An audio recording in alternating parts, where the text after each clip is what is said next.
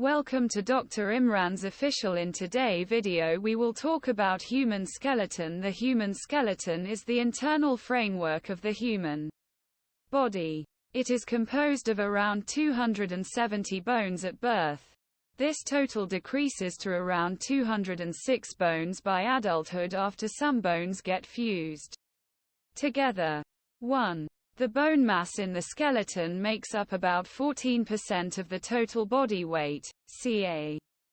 10 to 11 kilograms for an average person, and reaches maximum mass between the ages of 25 and 30. 2. The human skeleton can be divided into the axial skeleton and the appendicular skeleton.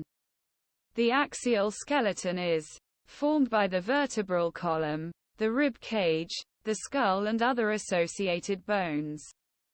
The appendicular skeleton, which is attached to the axial skeleton, is formed by the shoulder girdle, the pelvic girdle and the bones of the upper and lower limbs.